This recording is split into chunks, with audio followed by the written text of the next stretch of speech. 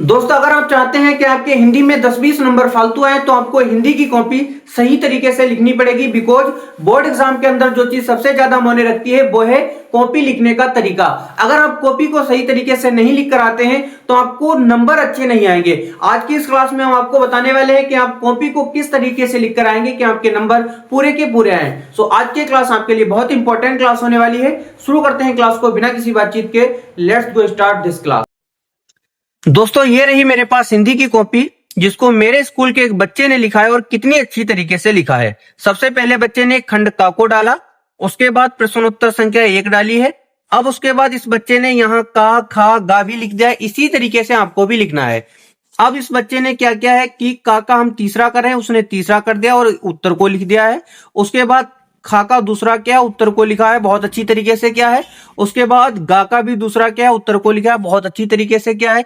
इसी तरीके से आपको भी करना है। अब देखिए आगे इसने क्या किया है,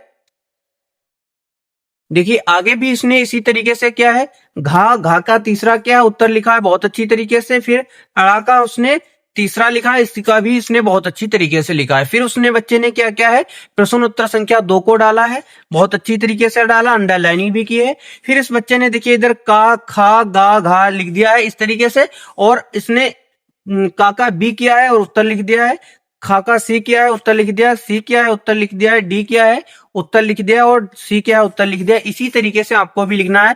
इस बच्चे को 10 में 10 नंबर यहाँ पर प्राप्त हो जाएंगे इस तरीके से। ओके, अब देखिए इस बच्चे ने आगे क्या क्या है। इस बच्चे ने आगे देखिए क्या क्या है, प्रश्नोत्तर संख्या 3 को डाला है, बहुत अच्छी तरीके से डाला है। फिर इसने संकेत भी दे दिया है, ये बहुत जरूरी होता है। इस बच्चे ने संकेत दिया है कि धरती माता से आवश्यक है। इस बच्चे ने संकेत दिया है, ये बहुत अच्छा काम किया है। फिर इस बच्चे ने का डाला है और उसके बाद संदर्भ लिखा है, बहुत अच्छी तरीके से लिखा है, ये भी बहुत अच्छा लिखा है। और उसके बाद इस देखिए खा डाला है प्रश्न, इसको भी इसने बहुत अच्छी तरीके से लिखा है। कुल मिला के इसी तरीके से आपको भी लिखना है। ओके, अब देखिए आगे इस बच्चे ने क्या क्या है। अब आगे देखिए रेखांकित अंश की व्याख्या की है इसने, बहुत अच्छी तरीके से की है, बहुत अच्छी तरीके से की। इसको पूरे के पूरे नंबर यहां तक दिए जाएंगे। इसी तरीके से आपको भी करना है। अब प्रश्न उत्तर संख्या 4 को क्या है, इसने संकेत भी दे दिया इसी तरीके से, बहुत अच्छा किया है। और उसके बाद का डाला है और इस यहां पर इसने अपने संदर्भ को लिखा है, प्रस्तुत पद्यांश हमारी पाठ्य पुस्तक। इसने लेकिन एक गलती की है, लेकिन इस बच्चे ने एक गलती की है, यहाँ पर इसे संदर्भ हेडिंग डालनी चाहिए थी, जो कि इसने नहीं डाली है। आपको यहाँ पर संदर्भ हेडिंग डालनी है, उसके बाद लिखना है। ओके, बाकी इसने बहुत अच्छा लिखा है। ओके, अब देखिए का के बाद देखिए इसने रेखांकित अंश की व्याख्या की है, ये बहुत अच्छा डाला है इसने और अच्छी तरीके से किया है। रेखांकित अंश की व्याख्या हेडिंग डाली और अच्छी तरीके से किया है। फिर गा डाला है, प्रस्तुत पद्यांश में कवि का आशय है कि गांधी जी, बहुत अच्छा लिखा है इस बच्चे ने। और उसके बाद गा भी बहुत अच्छी तरीके से लिखा है और ये भी बहुत अच्छी तरीके से लिखा है। इसमें भी इसको पूरे के पूरे नंबर ही प्राप्त होना चाहिए, बहुत अच्छा लिखा है इस बच्चे ने। अब देखिए आगे इस बच्चे ने क्या क्या है, प्रश्नोत्तर संख्या इस बच्चे ने 5, प्रश्नोत्तर संख्या 5 डाला है यहाँ पर देखिए। अब प्रश्नोत्तर संख्या 5 पर इस बच्चे ने वासुदेव शरण अग्रवाल जी का साहित्य परिचय लिखा है और हेडिंग डाली है साहित्य परिचय, बहुत अच्छा लिखा है। यहाँ पर देखिए वासुदेव शरण अग्रवाल जी, बहुत अच्छा लिखा है। उसके बाद इस बच्चे ने देखिए इधर यहाँ तक लिखा है और उसके बाद इसने रचनाएं लिखती हैं, बहुत अच्छा। सबसे पहली बात, इस बच्चे ने यहाँ पर तकरीबन 80 से 90 शब्द ही लिखे हैं, जो कि बहुत ज्यादा अच्छा लिखा है। आपको भी 80 से 90 शब्द ही लिखना होता है, क्योंकि अगर आप ज्यादा लिखते हैं तो आपको कोई फायदा नहीं होता है। केवल आपको 80 से 100 शब्द ही लिखने होते हैं। इस बच्चे ने बहुत अच्छा किया है, लेकिन यहाँ पर इसने प्रश्नोत्तर संख्या 5 को डाला है। अगर पेज कम रह जाता है तो आपको नए पेज से लिखना है। लिखा तो बहुत अच्छा है, इसको नए पेज से लिखना चाहिए। ओके, अब देखिए इसने क्या क्या है।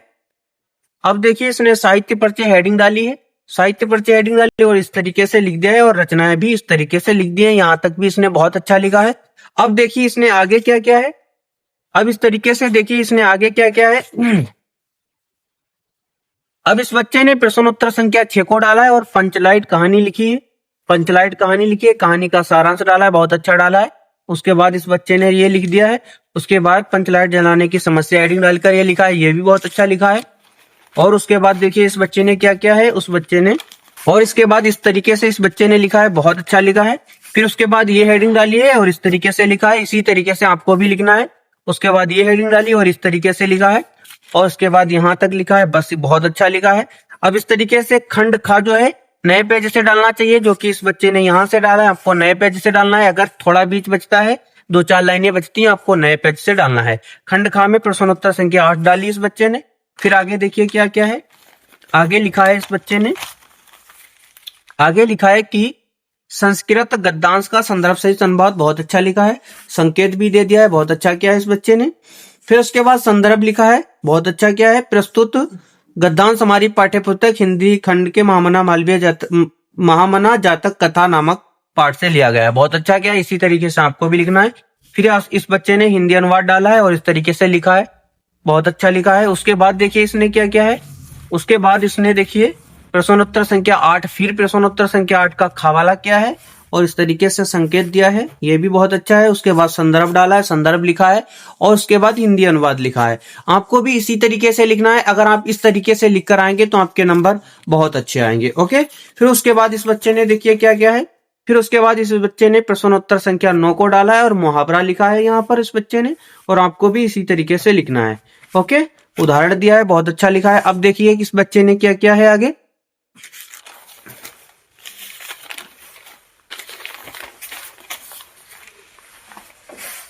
अब देखिए इस बच्चे ने प्रश्नोत्तर संख्या 10 डाला है। उसके बाद देखिए सूचमंत्र को यहाँ पर लिखा है इस बच्चे ने, बहुत अच्छा लिखा है। इसी तरीके से आपको भी लिखना है। और उसके बाद देखिए यहाँ पर इस तरीके से इसने लिखा है, बहुत अच्छा लिखा है। फिर प्रश्नोत्तर संख्या 11 पर अकथित गद्यांश डाल दिया, ये बहुत अच्छा किया इस बच्चे ने। फिर उसके बाद संकेत भी दे दिया है। फिर उसके बाद का खा का प्रश्न किया है। फिर उसके बाद इस तरीके से ये प्रश्न किया है। अब इस बच्चे ने प्रश्नोत्तर संख्या 12 को किया है। अब इस बच्चे ने प्रश्नोत्तर संख्या 12 को किया है। इसमें यहाँ पर रस लिखा है, हास्य रस लिखा है, बहुत अच्छी तरीके से लिखा है। फिर उसका उदाहरण भी दिया गया है, बहुत अच्छा किया है। फिर उसके बाद अलंकार लिखा है, श्लेष अलंकार। इसी तरीके से आपको भी लिखना है। ओके, फिर आगे देखिए इस बच्चे ने क्या उदाहरण दिया है अलंकार का, श्लेष अलंकार का। ये उदाहरण इस बच्चे ने लिखा है, तो ये उदाहरण भी बहुत अच्छा है। फिर उसके बाद छोटा छंद लिखा है और उसके बाद उसका उदाहरण भी लिखा है। ओके, फिर इसके बाद इस बच्चे ने देखिए क्या किया है। फिर इसके बाद इसने प्रश्नोत्तर संख्या, अब इस बच्चे ने प्रश्नोत्तर संख्या 13 को क्या है, पत्र लिखा है। यहाँ पर पत्र कौन सा लिखा है ये नहीं लिखा है, यहाँ पर इसे लिखना चाहिए कि ये कौन सा पत्र लिखा गया है। मोटी मोटी लाइन से इसे लिखना चाहिए था, तो आपको यहाँ पर लिखना होता है कि आप कौन सा पत्र लिख रहे हैं। ओके, फिर इसने सेवा में श्री प्रबंधक बैंक ऑफ बड़ौदा, यानी कि उसने ऋण प्राप्ति के लिए लिखा है, लेकिन इसे यहाँ पर लिखना चाहिए था कि ऋण प्राप्ति के लिए पत्र। ओके, फिर इस तरीके से विषय डाला है, बहुत अच्छा लिखा है। फिर उसके बाद महोदय डाला है और इस तरीके से लिखा है। लिखना था, बहुत अच्छा लिखा है, लेकिन यहाँ पर इसे पत्र डालना चाहिए था कि कौन सा पत्र है, काले पेन से डालना चाहिए था। उसके बाद देखिए आगे इस बच्चे ने क्या क्या है। आगे इस बच्चे ने फिर बैंक ऑफ बड़ौदा के बारे में लिखा है और कृपया लोन देने की कृपा करें, धन्यवाद सहित, बहुत अच्छा लिखा है। इसी तरीके से आपको लिखना है। अब देखिए इस बच्चे ने क्या क्या है। अब